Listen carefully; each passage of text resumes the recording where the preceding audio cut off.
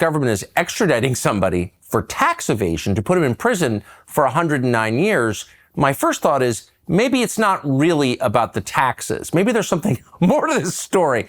Could there be another reason the U.S. government is angry at you and wants to put you in prison for the rest of your life?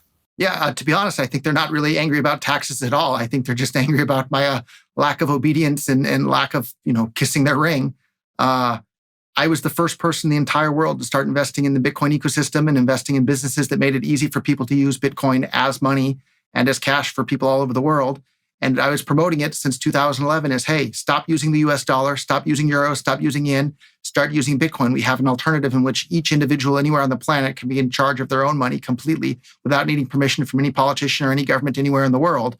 And when you're a government that loves controlling people through the control of the money supply, that's very, very threatening to their control of the world. So of course, they didn't like that at all.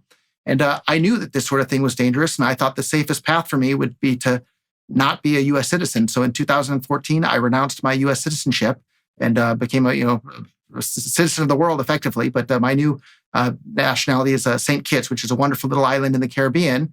And I thought that would be safe for me. And I could promote Bitcoin from there and obey. Even though I may disagree with plenty of laws, I do my best to obey them because I know when you're advocating for things that change the world, governments don't like that and they can come after you. So I told all my tax attorneys and everybody else, we have to do everything perfect so that there's no room for the US government to give me a hard time about any of this. And more than a decade after I had already renounced my US citizenship, and just a couple of weeks after I published a book on the hijacking of Bitcoin, how it no longer works as peer-to-peer cash for the world, and it's been morphed into something that's just a digital asset that people are speculating on the price on, rather than something that can compete with the US dollar and the euro and the yen for use as currency around the world. Suddenly, right after my book gets published, that exposes how people claiming to work for intelligence agencies hijacked Bitcoin to do that. Suddenly, I get arrested and tossed in jail in Spain and trying to be extradited to face more than 100 years in prison. I'm 45 today. I think my odds of being alive with conventional technology in 109 years from now aren't looking too good. So effectively, to die in prison is what they want.